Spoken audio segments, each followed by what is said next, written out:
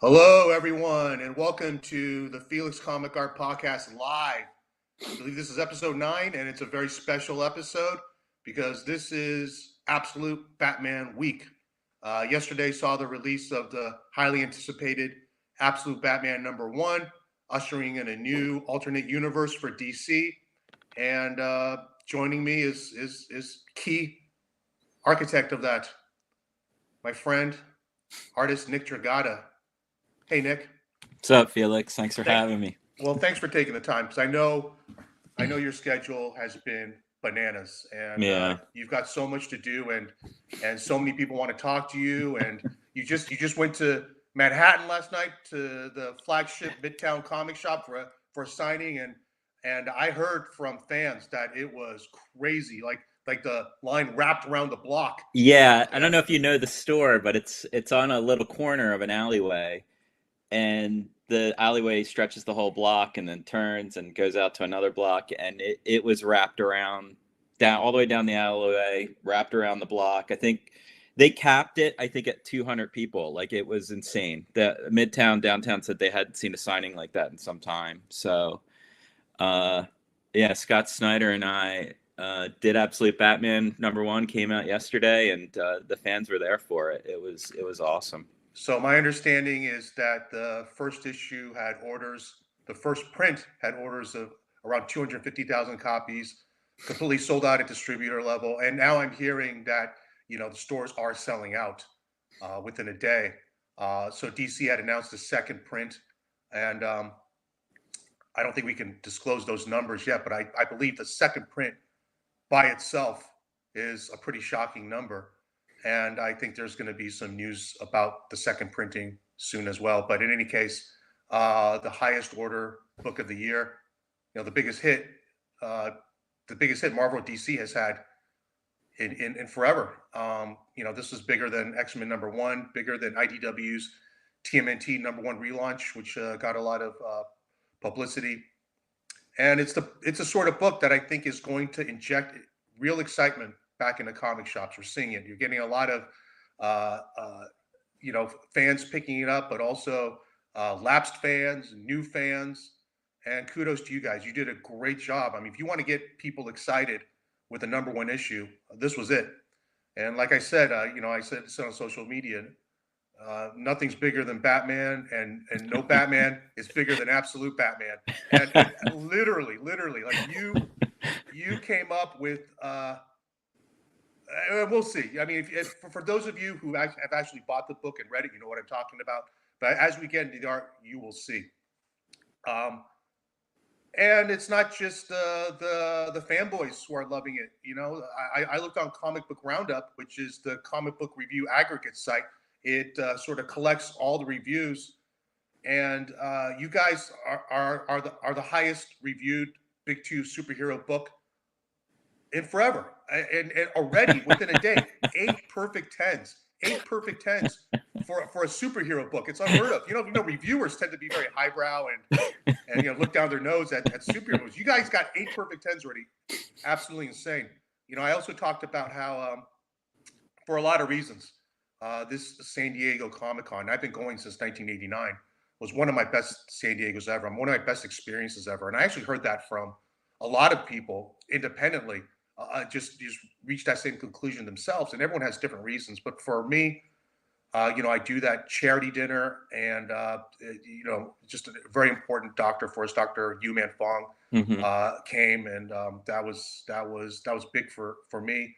My buddy David Cho came and hung out, and did a surprise signing, and that was really exciting. For my family, since I started taking them, San Diego Comic-Con's been a highlight of our year.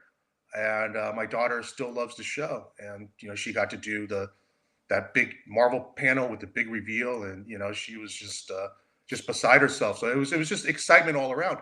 And of course, we went to the Eisners with Daniel Warren Johnson, expecting nothing, like expecting the nomination was the award. Like, there's no Yeah. chance that, as good as Transformers comic is, they'll give it to fucking Transformers. And they gave him best series and best writer.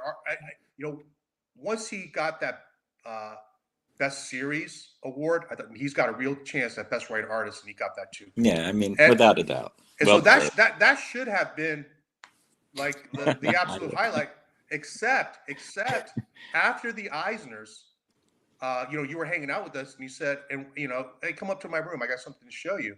So we came up to your suite, and you had this. You got that. I still have it. When you know these artist edition boxes that are perfect for, I still have it. Yeah, I need that box back. And we're gonna look at this in a second. All the art to Absolute Batman #1. So it was you, me, Daniel, Lambert, Yams, and we were absolutely enthralled as you showed us each page. And I'm hoping we can sort of replicate that experience for the audience today. So audience, everyone out there, thank you for coming. Really appreciate it. And kudos to you. If you are a serious collector, then you know you're doing the right thing by being here, because I think when you see all the art, it's really going to help you land a page. I think just by, you know, rolling up your sleeves and doing this research, doing this homework, you will have increased your odds in getting a page. There are, if you've bought the book, and it's a great looking book. You know, it's beautiful. It's oversized. You guys went double sized. Yeah, 42 pages. 42 freaking pages. Like, it's a double issue. There are actually very few pages of Batman in costume, and as you can imagine, those are going to be priced high. So then the real trick for you will be deciding on picking a page that doesn't actually, you know, stand out right away because it's got Batman, you know, hulking out. But as we go through this art preview, I think you'll get an appreciation for all the pages, just like we did when we were in Nick's room at San Diego Comic-Con. Well, with that out of the way, let me see who's in the room. Yams is here. Actually, Yams was gonna join me at the house, but he's actually at his place. But he'll be hanging out. Hey, Yams. We got Jay Lim. We got Absurd 13. Absurd 13. Hope you are okay with the crazy weather. We got Timothy Guerrero, TAMD1, Mike Sitchy, Stuart Henderson, Jersey Lambo. There you go. Lambo, who has seen the art in person. Marcus Way, Don Bargenda, Steve Adeletto, Jeffrey Markovics, Chucky Valdez, Comic Art Channel, Jason Kim. Hung out with Jason last night. We had a friend, Adi Carita, come in from out of town. John Butler joined us. Jason took us to his favorite watering hole. It was fantastic. Thanks, Jason. Thank you for producing this show. Jason Comic Art Channel. Subscribe to his channel. We got Robert E., Jack Price, Marvin Ulua, Mr. Collector 123, Bad Bear Comics, Jeremy Heiler, and if I miss anyone, I apologize. Kevin Chung, Corey Rust, Francis, Keith Kamikawa, who I have to thank later. Thank you all for joining us. I know it's kind of an odd time, middle of the day, but we have a lot going on, and Nick's schedule is packed, and we're going to try to get through this. So Nick, long career. You are a Marvel guy, best known for co-creating America Chavez, but also a well-regarded and fan favorite FF run with Jonathan Hickman. From there, creator-owned Glory and Success, long run, a very unusually long run on East to West, and you guys ended it. You know, you stuck the landing. It's like a perfect series.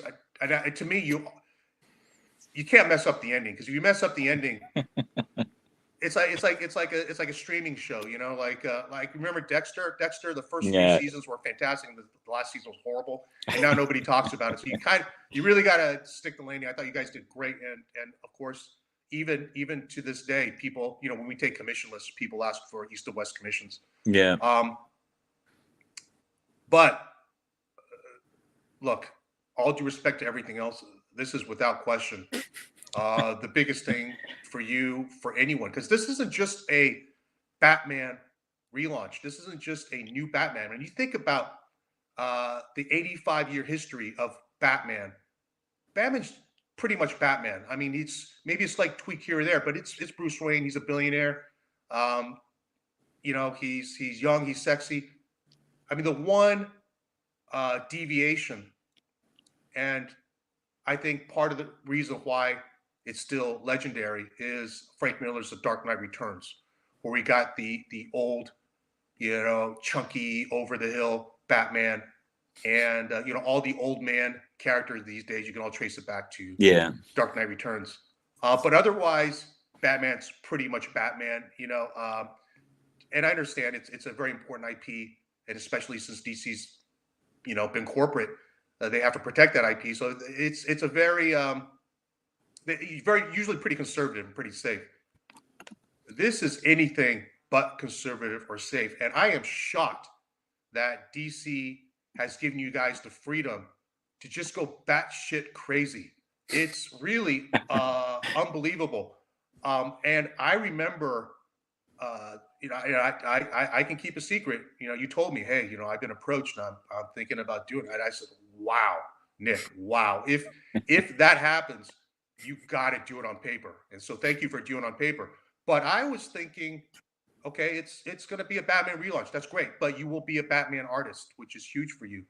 I didn't imagine anything like this. And what's funny is, you told me, you're like formulating what you're going to do. Obviously, you're working with an incredible writer, Scott Snyder. But the actual design, the art you're responsible for, and you were inspired on a trip we took last year. So I will show the Jason, if you can hear me, go ahead and put up our first slide. So last year we all went as a group to Tokyo, and it just so happened that it was the 40th anniversary of Fist of the North Star. Very famous Japanese manga, was also an anime. It was one of the first animes to be widely released on the big screen in the US in the 80s. Kenshiro, of course, kind of buffed out Bruce Lee / Road Warrior. We all remember it. We all loved it. It's kind of an OG manga for us in the States. I didn't know this at the time, but next slide, Jason. There was like 400 pieces of original art, and here's one of them. That this kind of was like a light bulb moment for you. Yeah, it was. I remember that trip, and it was an incredible gallery show at the top of their modern art museum. Is that correct, in Tokyo? Yeah. And it was just, like, again, like you had mentioned, this is the first thing I've done on paper in some time. I used to work on paper, back in the early 2000s, then went digital for East to West because it was so much faster and easier. And then with the opportunity with Batman, Felix was like, Nick, you have to do this on paper. So I put it on paper, but just seeing that show and all of that art and all that ink and whiteout and tone, it really like inspired me to get back into the craft of working on paper. And just also the machismo of the comics. I mean, they're just like, they might be some of the hardest comics ever drawn. The artist is Tetsuo Hara, and it's just so badass. I mean, that's the only way to describe it. And it was just incredibly inspiring. Just every shot is just so statuesque and incredible. The action is like at breakneck speed, and I just was like, this is comics, and my next book is gonna have this flavor. And then who knew, Scott Snyder would call me probably, maybe a month later. Like, it wasn't long after Japan. Or no, I knew actually I was going to do Batman by then. Actually, I think I just learned before we were talking about it, and I was thinking about it. So it was, it's just Scott's idea was to go big, But it wasn't until I think I saw the Fist of the North Star show that I was just like, oh, this is big. And then, then Scott's inclination is to go even bigger. Well, So I mean, once I, obviously a very similar shape and physicality, but usually when you have characters who look like this depicted in comics, they're brutish, right?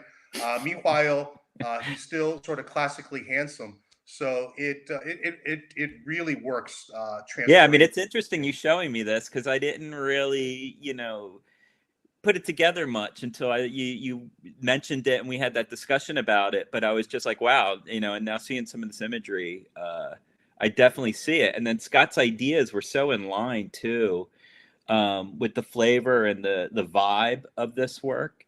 And it's interesting too because when the first character designs came out, and a lot of people were like, "What is this?" Like Americans kind of had a hard time accepting it, I think. And then once you read the book, you see that these are deliberate choices, and the comic does kind of carry this vibe. Look, in the end, this is a comic book, Yeah, I mean, and why be subtle? yeah, I mean, Felix, If that was the feeling when I remember standing there with James Heron and looking at the art, and we were just like, we got to get back and draw. Like when you see Tetsuo Hara's work, it just is like this is energy on the page, and it's just ink and whiteout and tone, and it's movement, it's abstract. I can't describe. You had to be there to understand it, and it just was very inspiring. So I wanted to carry that into the books, and that was the feeling I had when I read comics, as that inspired me to become a comic book artist back in the early 90s with the early Image crew. I discovered manga later in life, and it really infused my work later down the line.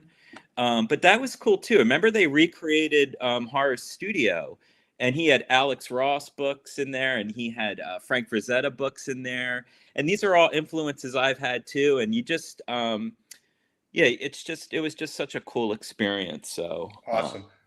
Next slide, Jason. Okay, well, yeah.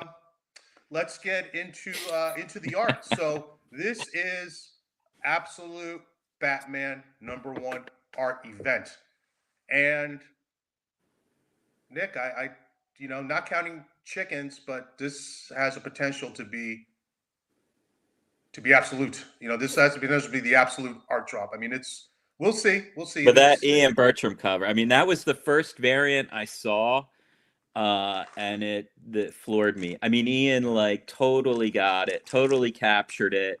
I mean, this is the biggest Batman, and Ian went big. I Yeah. mean, it's just beautiful. I love it. And by the way, this is the shop exclusive variant, the direct market. You can get it from your local shop. However many they got, I'd grab one ASAP if they even still have it. But here is the original art. You can see it is wall power, 18 by 24, and for scale. Hang on a second. I'll show Nick's first print cover. Arguably the most important cover. But just to give you an idea of size, that's wall power. So Ian, I love too Ian's use of sound effects. I did a lot of hand drawn sound effects throughout the book. yeah, And I just love that he put that in the background there, and it's just it's such a great piece. yeah. So you said Ian went big, drew the biggest Batman. I mean, that's the biggest art too. So it's crazy. So yes, the Ian Bertram cover will also be available at this drop. Next slide, Jason.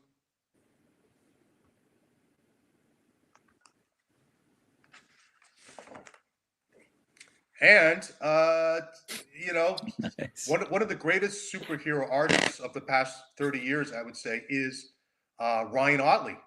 Not only the biggest indie superhero of all time, Invincible, but he's become a stalwart at Marvel, with Amazing Spider-Man, with Hulk, and now with DC. Absolute Batman #1 cover by Ryan Otley, with all that crazy Ryan Otley violence and energy. So yeah, Ryan had a lot of fun with this cover. That's so Just good. talking about, yeah. yeah. I So love seeing all the different interpretations of the cape and his suit and stuff. yeah, It's great. so that will also be available. Next slide, Jason, and the newest member to join Felix Comic Art, Wes Craig, his Awesome. Batman cover. Yeah, Wes drew the all-in special, kind of like introducing Darkseid's kind of new universe yeah, and yeah, yeah. to us. So It's sort of the beginning of the Absolute universe, and yeah, also the first appearance of Absolute Batman, Absolute Wonder Woman, and Absolute Superman. It'll be interesting to see how collectors ultimately differentiate between everything. I believe ultimately that All In will be considered a first appearance, but like a first cameo appearance. The way Hulk 180 is a cameo appearance and 181 is the first full appearance. But in any case, Wes played a big part in this too. Jason Wood had something to say. I think our Jason put this up. Nick, amazing effort. Totally blown away by this first issue. If you're going to do another Batman story, it needs to be very different. And you and Scott delivered in a huge way. Absolutely, it needs to be very different. And come on, this is crazy different. yeah. Thanks, Jason. This is Wes's cover, which is gorgeous too. This isn't limited, but you should still probably grab this at the shop while you can. Okay, so we're gonna have original art for everyone. Okay, so these pages, it's a #1 issue. It's Absolute Batman, and the pages are going to be priced appropriately. Um, so there may be some sticker shock, but I believe it's justified and it'll be fair ultimately. But I also know that not everyone can swing for them. So we wanted to include something so that all fans could participate and get something, a nice memento from a pretty big event. And so we have a limited edition print, and it's on beautiful paper. It's got deckled edges, and it's 13 by 19, which is actually bigger than the original art. And Nick, do you have one that's already been sketched on yeah? I'd have to leave the room to go get that, but yeah, Okay. I've got him with remarks in the corner. But you Yeah, can yeah. see They're this is sketched. a Yeah, page here. that's well, you got to hold it a little higher. But anyway, so the print's bigger than the original art. Yeah. And there's going to be a head sketch on it, fully inked. He's draw some bats in the background. It looks really cool and signed.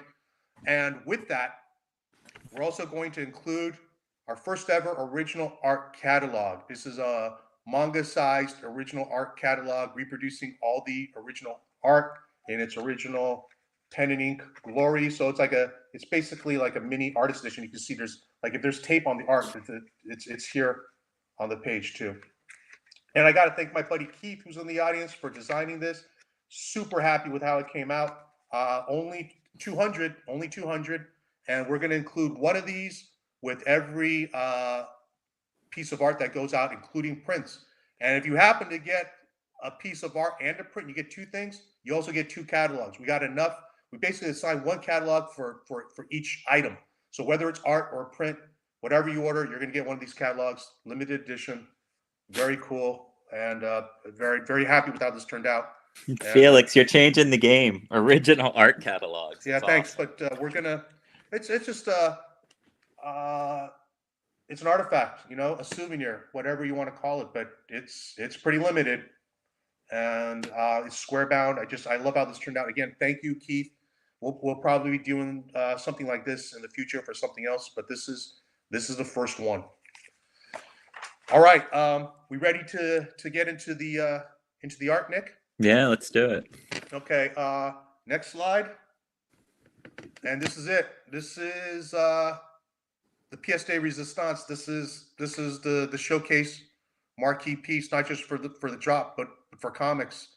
I mean, you think of all the big Batman covers. Let's not even go so far as Tech 27. Let's just say, Dark Knight Returns 1. Batman, what is it, 617, the first Hush, Jim Lee. The Court of Owls, #1 by Greg Capullo. And we got Absolute Batman 1 by Nick Dragotta. Here, this is the first print cover. but it's not the only cover.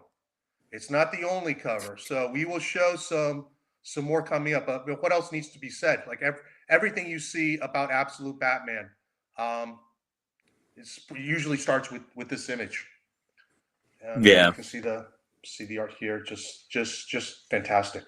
And Nick, I think it's really well done. You know, we're going to see the second print cover pretty soon, which arguably is an even more badass cover. But it's a little spoilery. It gives Well, it was something that away. exactly. That was Yeah. the challenge in doing this cover. I didn't want to spoil anything as to what his costume was, what it does. So, Scott's whole idea, let's just get into it, was to make this a bigger Batman in every way.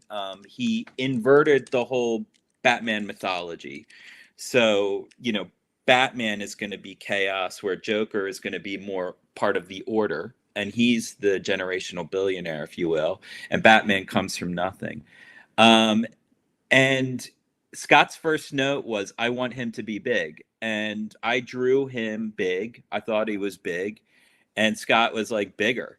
And, going back to what we're talking about with Fist of the North Star, I was like, let's do it. Let's go big. And then we just kept pushing it. So this cover to me had to show that, had to show his mass. And I didn't want to do anything too dynamic or too action. I just wanted a really classic, flex. And it was just the perfect cover because it was controversial with the symbol and all that. And we got all the attention we could have ever hoped for in all the right ways. And every piece of it was like deliberate, and it was just, I love it. I mean, we got to show the hooks in the cape, which you then see what they do in the book. So everyone is like, what is this? Why is he so big? What are these hooks, these talons on his cape? Why are his ears so big? What's up with that chest emblem? Like every part of it, plays a role in the story. And it's just, I love this cover. It was, like you said, though. The second one is a spoiler cover because then we're showing what the guy can do. So all right, next slide, Jason, should be the second print cover, please. And here you go. Here is the second print cover, which will be included in the drop. You have it on hand where you are. You'll hand it off to me at New York, and we will deliver it to the lucky new collector either at the show or afterwards. But when you told me they would do a second print cover, my thought was, okay, well, they're going to use one of the interiors. They're going to repurpose one of the interiors, which is what they typically do. They did. They did do. I'm going to get to that. Okay, sorry. There's one splash in there. There is one side. It's like so obvious. Like if there's going to be another cover, this should be it. It's not, I mean, I almost like that splash more than the number one cover. But then they told you to do a new cover, and when you showed me this, my jaw hit the floor. I didn't think I could like something more than that first print cover, but this is amazing. This is fully realized Absolute Batman. Blown away. This is just it's so in your face and intimidating and imposing. You put that on your wall, you're going to scare away burglars. But I absolutely love it. I'd love to take a poll just to see which ones people choose. But anyway, this cover will also be available going head to head with the first print cover. So, for you whales out there, for you big spenders, for for you guys who go after stuff like this, you're going to have a decision to make, and it'll be very interesting to see. So. Okay, that's not just one amazing historic cover, but then we got this one too. Okay, let's get into the pages now. Next slide, Jason. And here we go, page one. I mean, I'm just going to hold up the pages. It's almost like proof of life. You can see that I have them, but you can, for those of you who are watching home, on a replay. You can pause, you can zoom in, you can do whatever, but yeah, each and every page fully finished, fully inked, and even in some cases lettered, just gorgeous. And you look at a page like this, and there's no Batman in costume, but it's a key page. It's page one, issue one. So keep that in mind as we go through these pages. There is something to appreciate about every page. I mean, I think, of course, as the art rep, as the art seller, I would love it if it was Batman in costume on every page. But as what you'll see as we go through each page is how much thought and how much work Nick put into each page, with or without Batman. You'll see. We're going to keep going. You remember these, Felix? So you can see too. It's they gave these out at San Diego with no context. Yeah. Of the little bat character. Yeah. DC loved them so much that they made pins of them. I need that set, Nick. I only have 2 of them. Okay. All right. Yeah, it means you can spare one. All right. Next slide, Jason. Double page splash. There are 2 double page splashes in this book. This is the first one. You can see it's 211 by 17 boards, and very provocative. It's we wanted to open up with like a really punch you in the face. But everyone knows Batman's origin, and Scott just had the balls to kind of make it relevant to today, and it just that was you get a sense of what's about to happen, and it was just so much fun. And I think pulling from east to west too, we used to do a lot of double page title page spreads and stuff in that book. And it just felt like let's like really knock them with an image from the beginning. And so and what is that, a Browning? I'm not sure, but it's I know you do a lot of research on I couldn't tell you the exact name. All right, next slide. Okay, so this is page 2, and this page 1, 2, 4. I'm sorry, page 4. I'm sorry, you're right. Page 4. So we see a figure on a bike. He's obviously a badass, and I think the presumption is, there we go. Our first look at Batman. Our first look at Bruce Wayne. Except it's not. Who is this, Nick? This is Alfred, and I mean this was where Scott's script. It's not a full script at all. We're working kind of Marvel style. He allows me to play with the visuals, and I would say his script almost reads like a novel. And he just had all this incredible dialogue or narration of this character. And when you first read it, you might go, "Oh, this is Bruce coming back to Gotham," but it's not. It's Alfred. And Alfred in our book is an MI6 agent, so he's had that history. He's been an actor in the past. He's been a possible spy, in the regular universe. And in our book, Scott really latched on to that spy background. And here he's an MI6 agent in the Absolute universe, and he's been called back to Gotham. He's been called to Gotham to investigate some going on. And Scott's narration in this is so good. So I really wanted to do like a cinematic opening and get the feeling of a motorcycle kind of weaving its way around traffic and through a city, and just really show that in Gotham you have the haves and the have-nots. And right. Yeah. Just great dialogue throughout this scene too. And next page, Jason. So here, this page, it's revealed it's an older man, and I think in the narration we find out on this page he is in fact Alfred. He's the absolute Alfred. Is not your old butler Alfred. Jack Price earlier in the chat said, "I clocked quite a few TDKR, which is the Dark Knight Returns homages."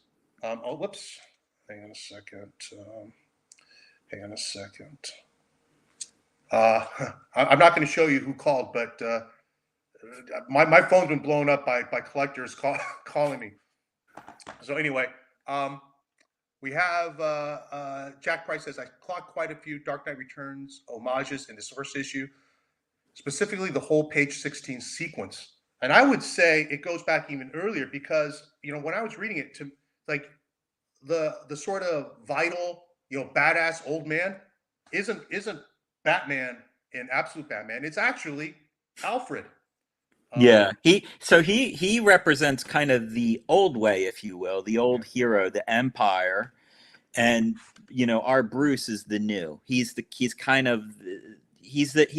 new hero for a new age. So it's just like, again, Scott's ideas are so awesome. I don't want to spoil anything. I'm not going to spoil anything either. But I said earlier about, read the book and don't necessarily just focus on the Batman, fighting pages, because there are key characters throughout.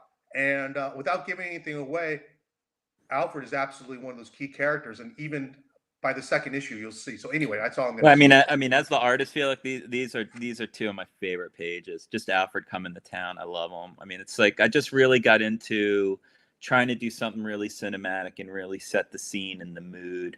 Yeah, And yeah, Miller's a huge influence on from Batman Year One to Dark Knight Returns. I mean, we get into like the panel count and the layouts, it's keep it classic, but like really let that story bleed and just get the vibes going. So yeah, just huge influence on the work.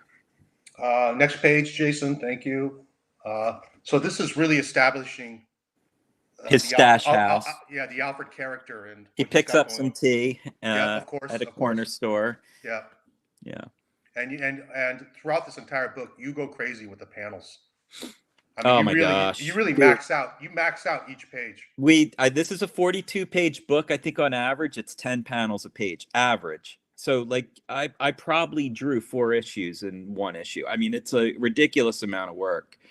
But like we just knew that this first issue we had to really bring it. And Scott and I really strive to, Felix, in this book to have it, talk about Miller, Batman Year One, especially. It's like we wanted it to read like really easy. Like I don't mean like simplistic ideas and things like that, but just really merge the words with the pictures and let it breathe. And like, and going back to some of the manga influences, I see someone mention Urasawa. Like you really want to hit those beats. And Scott had such really great dialogue that they just deserve its own panel, and I didn't want to just draw 4 to 6 panels a page and have multiple word balloons all over the art. I really wanted to punctuate each of these great lines Scott had. And that's really the reason why we have so many panels. Yeah, and here we go. I really like this panel. Everything that's going on. Of course, there's a little hint of something in this panel. Yeah, so this is his handler telling him what to check out. They became the party animals. That there I have. That's on the art. It says false faces. That was changed. And then he said also just be aware there's someone else. There's getting word of someone dressed as a bat jumping around on the roofs. So it's like, and Alfred's just like, what the fuck is going on in Gotham? And he's like, all right, I'm gonna go check out the scene. And it's just Scott. It's good stuff. Yeah. All right, next page, Jason. And yeah, and sure enough, so his badass motorcycle he rode in on got stolen. Yeah, welcome to Gotham. 3 panels, but like 20 panels worth of bricks. And there's some tone on that too. I put some tone on there. Okay, this next page stand out for me, but an issue full of standouts. Next one, Jason. And let's see, we got exactly 10 panels on this one. But this scene is very Year One to me. Yeah. The punching bag and yeah. Well, that was Scott's idea from the onset. He said, I want readers to feel like this is our Bruce, and then really give the absolute Bruce his due on the next page. But this is Croc's gym. Mm-hmm. So Waylon, Killer Croc. The Scott's great idea is like Bruce grew up in Crime Alley, so he grew up with Oswald, he grew up with Waylon, he grew up with Eddie Nigma, he grew up with Harvey Dent, he grew up with Selena. So his kids, they all came up together. So I this is another similar fake out, like the dude on the bike that you think is. Yeah. So we're like, well, I guess this is our first introduction, except it's not, because you really have to contrast. Like, this is clearly someone who's physically fit and can kick some ass. Except next page, Jason. It's like you got your regular badass and you got Jack Reacher. It's basically. I mean, I don't know if people have seen the show Jack Reacher. Yeah, I love it. He's the guy's a mountain, and here we go. This is absolute Bruce. Yeah, so it was fun, like holding back a little bit with the guy previously punching the bag. Yeah. And then when Bruce starts to hit the bag, everyone takes notice in the gym. Yeah, yeah, and I like this scene. It's because um, this gives you a clue. This gives you a hint of what this guy can do. He's not your average, you know, big guy. I mean, he's a beast. He truly is a beast. Okay, next page, and now we sort of get into the origin, the absolute origin, the tragedy with Thomas Wayne, and once again, a gazillion panels. Yeah, and this is just, we're cutting back in the past. So as he's hitting the bag, he's remembering the day, you know, of his origin. And this was kind of the hook for me when Scott pitched the book.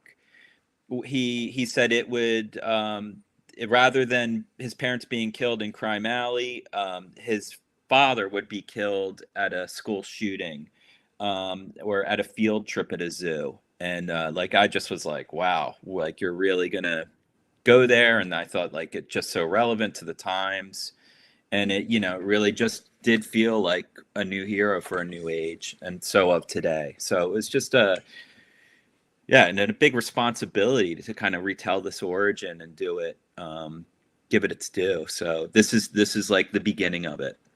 Well, the storytelling is remarkable, because next page,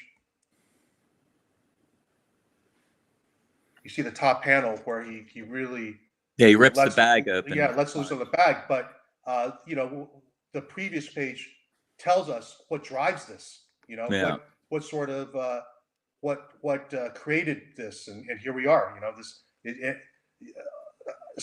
Something horrible happens to this guy in his life, and this is actually the result. I mean, I love this page too, because this is where Wayland to Killer Croc is like, me and Ozzy are going to go in on an exotic pet store at the back of the gym. They're all like kind of hustlers. And, Bruce is like, really? Ozzy's going to get arrested any day now. Like, you don't want to get involved with him. So just, Scott's got really good playful writing throughout it, and just great characterization. Next page.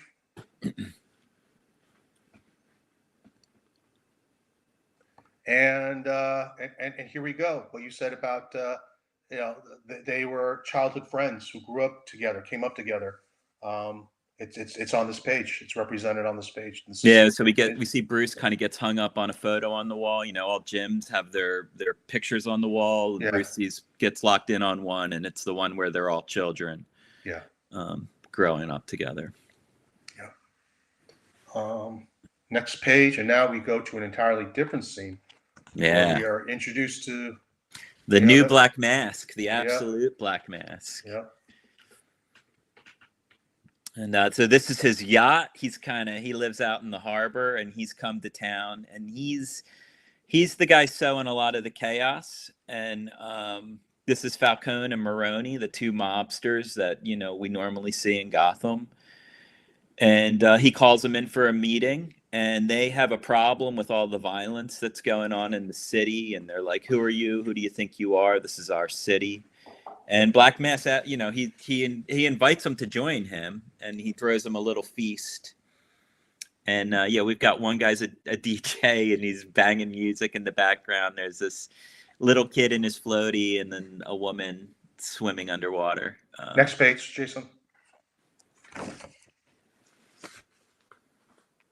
And then, so Black Mask is like, "Come on, guys, you want to join me?" And they basically tell him, "No, get out of our town. We're going to call our family in. We got brothers, cousins, uncles. We own this town. And if you're not out by the morning, we'll have you killed." And then he goes on a little kind of talk about death masks. So a lot of mask themes in Scott's work, and he then gives a little, if we go to the next page, he gives a little talk about death masks and how he collects different masks from people from all over history. And death masks are like kind of little casts they do of a person's face before they bury him. And then he quickly tells them, "I have your uncle, I have your brother, I have your families already." and then the little kid kind of kills him. Now, what's interesting is in print, this is different. This was too violent. DC asked us to not show as much. So I had to go back in and black some stuff out, especially on Maroni's face. And yeah, so like, I actually think it's maybe more effective in print. I'm not sure, but it will look different in print than what it is on the board here. Okay, actually, I've got it. I'll say too that Robert, the helmets were me. Yeah, I love that mirror helmet abstract look. So, you're colored by Frank Martin. You're collaborating Frank from Martin Eastern. Jr. I mean, my partner in crime. He finishes me. Yeah, he's amazing. Yeah. I can see. I can see what you did. It's like more of it's in shadows than. Yeah. Okay. But I will also say that I love this in black and white. I love this as is. I love this as a manga, and yeah, I hope that we get to see it that way too. I guess I could probably say this. DC is going to print a noir edition, so they're going to do a black and white. Maybe I shouldn't have said that. No, it's all right. It's all right. It deserves it. It deserves it. But I kind of feel like our catalog was a little bit proof of concept, and whatever they do, it's still not going to look like absolute original art. I mean, this is unlettered, unadulterated. This is anyway. That's the catalog. Comes with every order. Next page is something special. Here we go.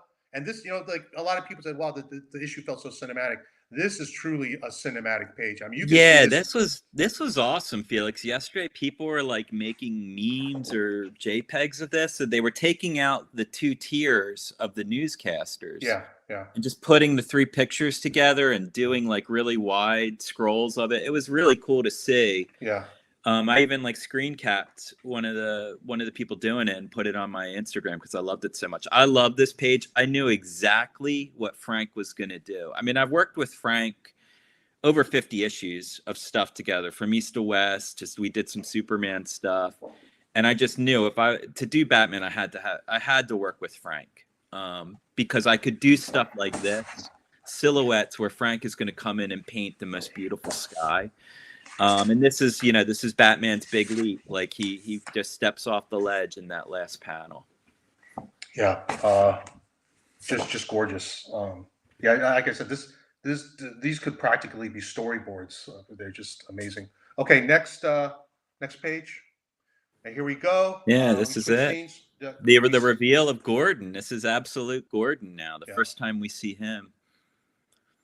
And this is This is what the intel was for Alfred, was to go to the city hall meeting. Gordon's going to be running for re-election. He's the mayor of Gotham now. He's not the police commissioner. Bullock is. Mm-hmm.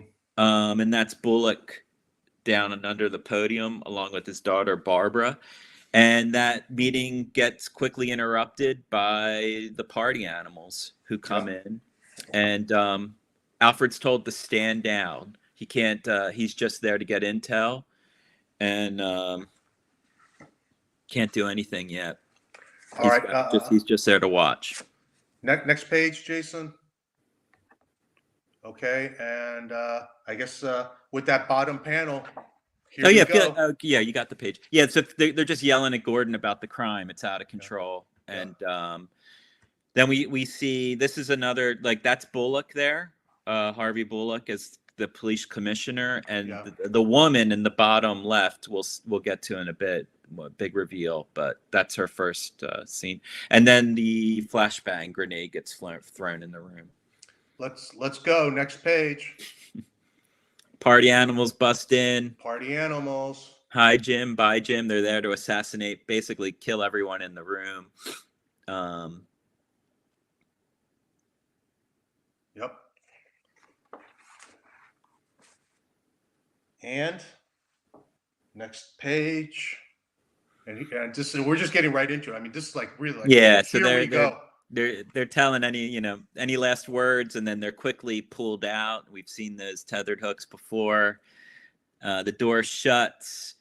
Bullock looks out the window, and he's like, there's an army coming up the stairs, and Barbara's, Batman just peeks his head through the door and he says, "Don't open the door." That's it. You know, I sometimes I'll hear like soundtracks in my head when I'm reading these things. When I'm flipping through the art, and it just reminds me of Heat. I can hear that beat, you know, the background beat from It's Heat. so funny, man. Yeah. A friend I shared the book with said, "Man, this feels like a Michael Mann movie." So it's a good Who's your compliment. friend? He's a good call. Ramon. Is it Ramon? Ramon does know his movies. Well, there you go. All right. Next page. Yeah, this is so this is Alfred, you Yeah. know, saying there's about a lot of bad things, and then he said, "Looks like our bat is on the scene also."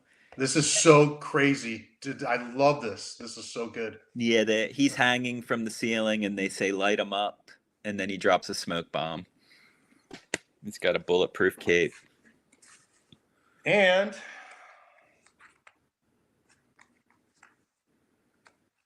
the next one is a big one.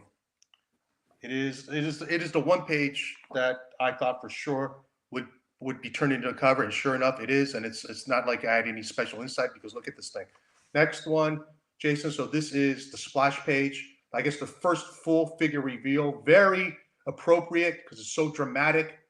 And this will also be a cover. This is another second print cover.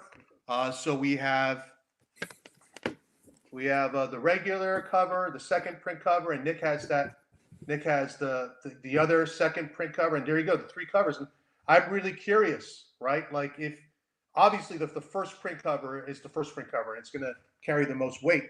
But if you didn't know which one was the first print cover, you know, which would be your favorite cover, and how would you rank them? You know, I'm curious. I look, it's not easy. I like them all, but this thing here, freaking great.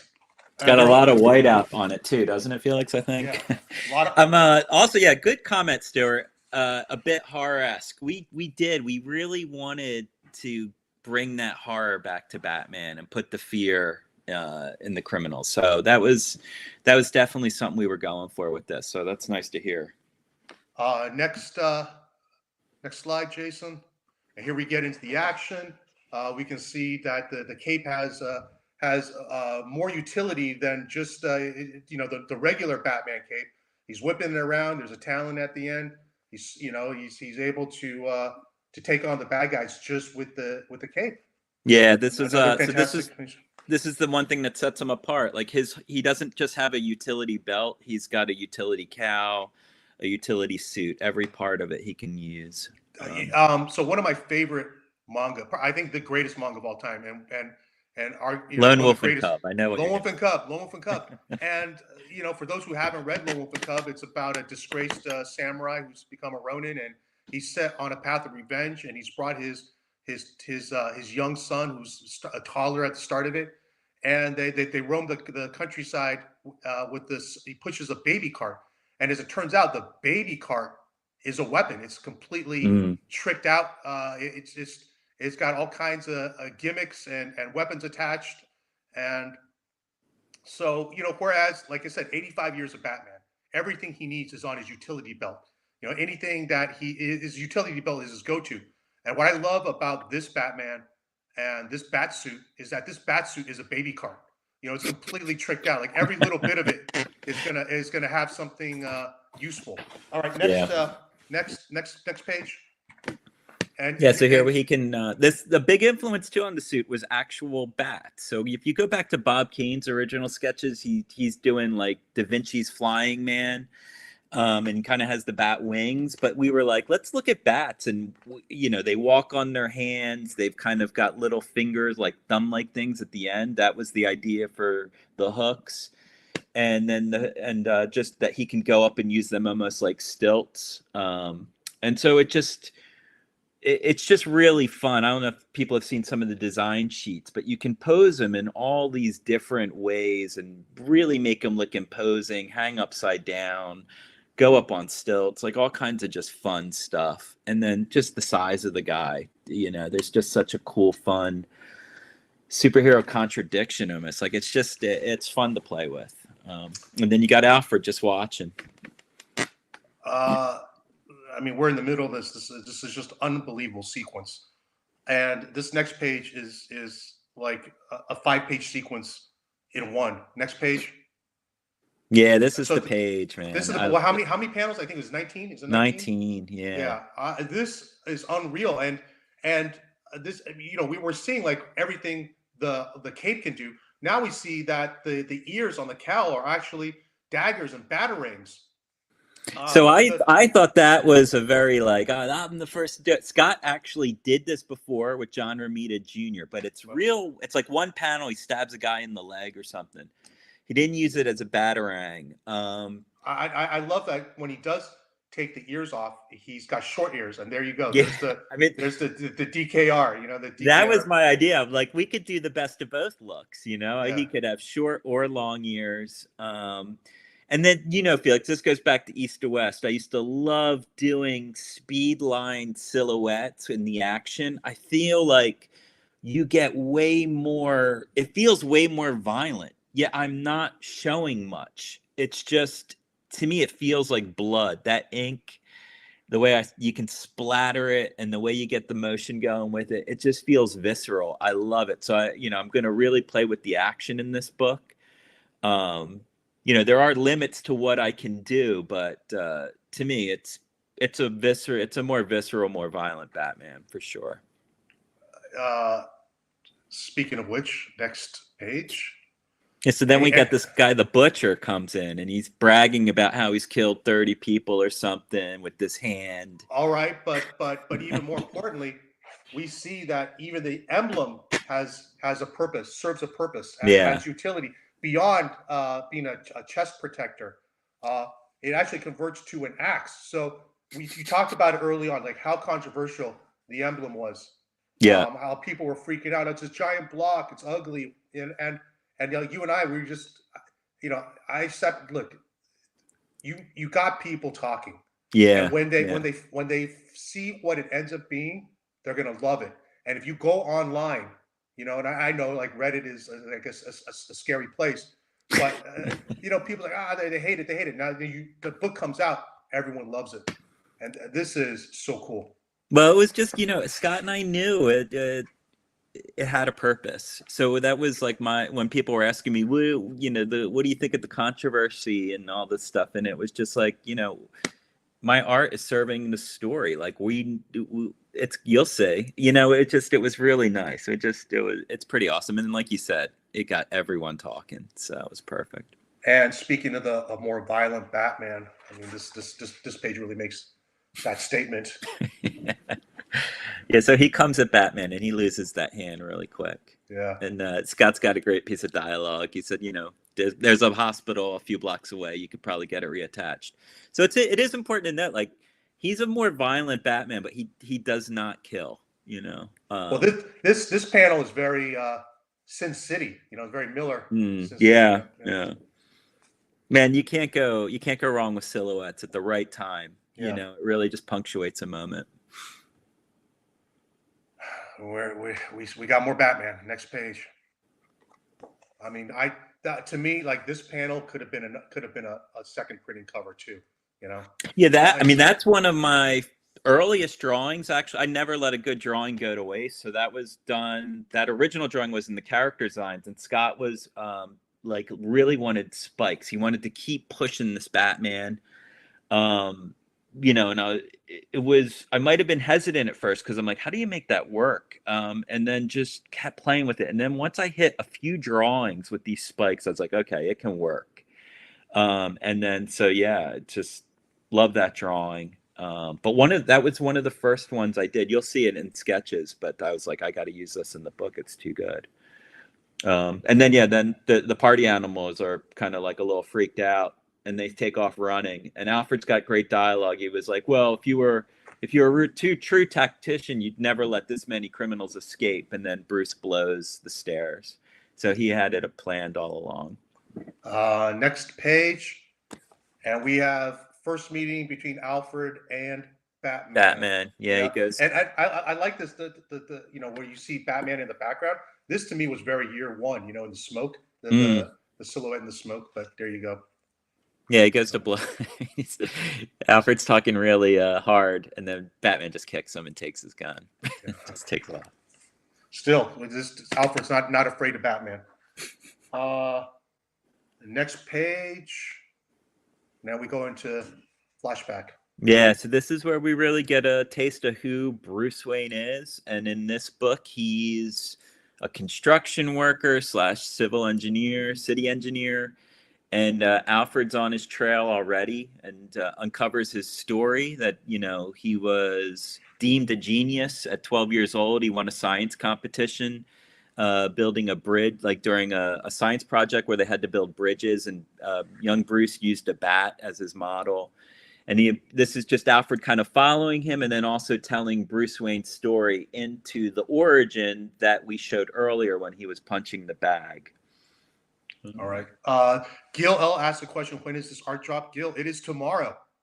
It's coming right up. So you know, good for you for joining us, checking out all the pages, because the drop is happening fast. It is going to be tomorrow, 9 a.m. PST, 12 p.m. Eastern. So if you're subscribed to the newsletter, you'll get the newsletter soon. But I have already announced it on socials. It is tomorrow. Next page. Man, this is it. This is the origin of young Bruce or of Batman, and this is where rather than Crime Alley, it's a mass shooting, and Bruce's father Thomas is a teacher, and he was on a class trip at the zoo when this guy just starts, you know, killing people, and he huddles them back towards the bat enclosure. So really, just kind of, you know. You don't want to be exploitive with this, and I think to do it in a classroom would have been way too on the nose and kind of gross. Wouldn't want to draw that. Right. And this just felt, you know, better, I guess, in that sense. And then, just playing with sound effects and trying to be tasteful but effective. Yeah, I mean, this entire sequence needs no words. It's told wordless, you know. Yeah, I really like Thomas is a real hero in this scene. Like the kid falls down, he goes back and gets him. Next page, Jason. And then he holds the door shut. He tells the kid, he tells Bruce, whatever you do, you stay inside. And so then he falls in the end there. And that leads to our next page. Back to Alfred tracking Bruce. We learned that as a teenager, he ran into some trouble with the law. He figures out what happened at the zoo that day and the tragedy he faced as a youngster. And he's reading that bat plaque we saw in the very beginning. So with all the different bat facts, bats hang upside down, bats walk on their hands. Here we learn Bruce got a scholarship to play collegiate football, but then faked an injury. Scott's got great script here too. He's like, I've seen guys like you in war, you fake injury to get out of your duty. And then he's like, but then you go on to get multiple master's degrees in all kinds of applied sciences, warfare, all kinds of stuff, criminal psychology, geopolitics. Like he's just, very educated. And then could have been a professional football player, but faked an injury. So he's, at peak physical condition out of school, and then just all these multiple degrees. So he is definitely Batman. He's a genius. There's no doubt about it. Alfred's figuring this all out. Marcus asked, any stats using these pages? Marcus, no stats at all. All original art. Next page, Jason. Okay. So there should have been a stat there, because that I used the city on page 4 in that middle panel. But, this is great. I mean, it's just where he just says, you own this city. I really love drawing the city. I'm really drawing it blocky and heavy. Like I'm trying to kind of mimic the way I'm drawing Batman. And then just what's so cool about this Bruce Wayne is that second panel, those are the stairs he blew up. So Bruce, the engineer, fixes what Batman breaks. And it's just such a cool, kind of little story element in that. And this is Bruce approaching a brownstone in Gotham. And Alfred's like, well, I'm going to take care of you right now. So I don't have next page, Jason. And this is the woman at the city hall meeting, Martha Wayne. So she's alive and well. And she's like, "You make your mother wait." And Bruce is like, "No, Mom, I went to visit Dad at the zoo." And Alfred gets a call from his estranged daughter just before he was about to do something. But then he just says, "You're just a kid." Yeah. Uh, Next page. yeah, and so like this is really cool. So rather than the Bat Cave, Bruce's Batman's Bat Cave is now above the clouds in these million skyscrapers we have in New York City that no one lives in because they're too expensive or people are just washing their cash. They say we don't know who built them or where they're from. Russia, They're Chinese. abandoned. They're like And like they're just ghost these empty ghost. spaces. So Bruce knows every little bit of real estate in the city through his job, and this is where his hideouts are all over Gotham. And in this particular one, he's up in these high rises that no one lives in, and Alfred tracks him down. Now we transition to the earlier scene, the mano a mano, the confrontation between Alfred and Batman.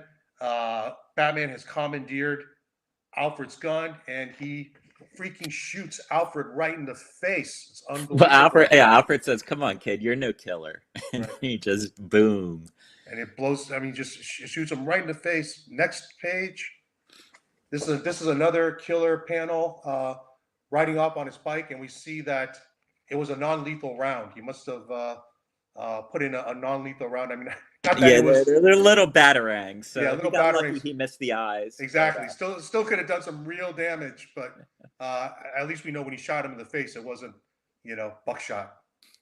And so this is, remember, Alfred's bike got stolen in the beginning. That was Bruce. He took the bike, modified it, and drives right out the skyscraper. And flashing back to the plaque again, bats are crazy.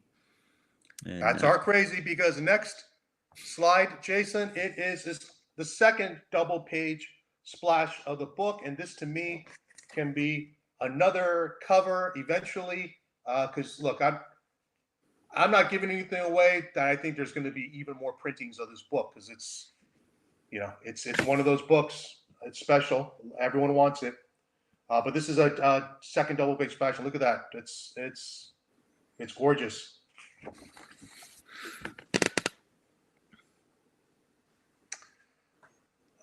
And you're speechless, Nick. You're going to let the art speak for itself. Yeah. Well, I mean, the idea here was kind of to play with the old bat symbol, the yellow moon, and the darker, kind of abstract bat shape over the moon. But that's it. I mean, it's it speaks for itself. It's Batman on a bike jumping framed by the moon.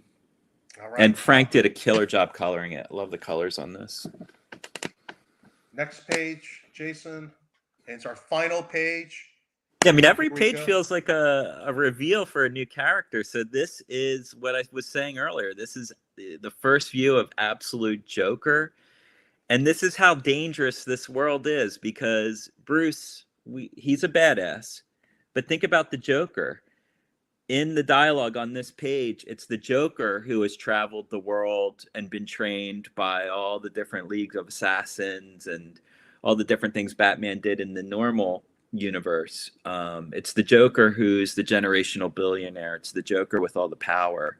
So think of what he's capable of, and he's coming to Gotham. So it's it's a cool page. I didn't want to give too much of what he looks like or where we're going with him. So I definitely kept him in shadow and probably will be for a little bit. But it's a fun page. So I think Alfred's got his bandages on too from all the batarangs. Yeah. But this is it. This is at first glance, okay, well, there's no Batman except it's your first appearance of Absolute Joker, and just like Absolute Batman, this is like no other Joker we've ever seen before. So again, if you have tuned in, congrats, good job. You got intel that I think people who haven't tuned in won't have. I wish you all the best of luck at the drop tomorrow. And as a thank you, we got a couple giveaways. Hey, Jason, we're going to do a giveaway, but people have to type in something. Is that right? You can pop on if you can. So anybody who's still tuning in, type in absolute Dragotta, absolute Dragotta, and we're going to do a drawing. Nick, you want to show them what we're giving away?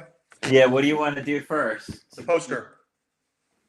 Oh, the big one or the print? The big one. No, the big, no print. Unbeknownst to me, I got this in the mail.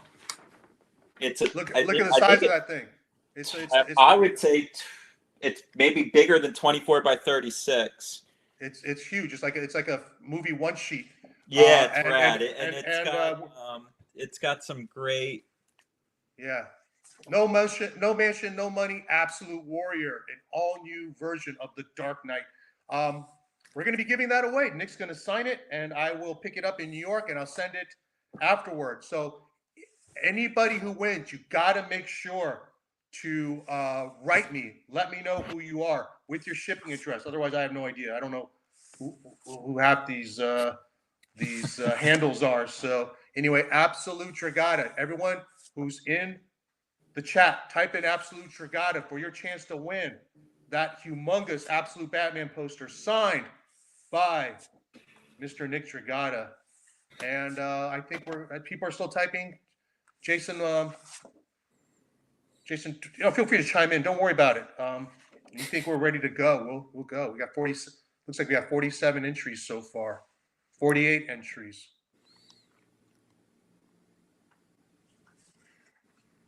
Well, yeah, thanks for everyone that tuned in today. Yeah, one thing that this does draw out all the lurkers. 49 entries. We're going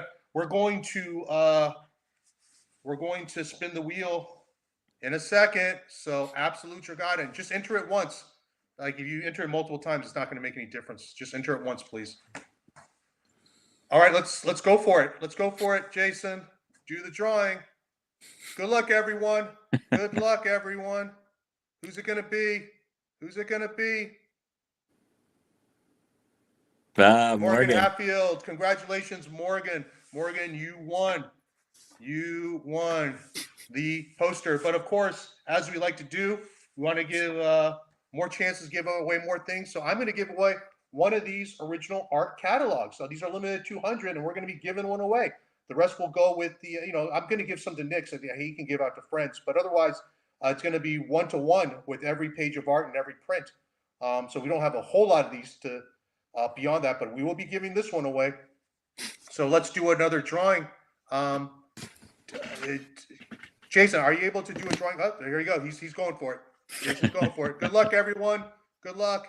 The poster. This is going to be for the catalog. Dom Gomez. Congratulations. Morgan Hatfield. Dom Gomez, please send me an email. Your prizes will go after New York Comic Con, so in 2-3 weeks, after I get back from East Coast.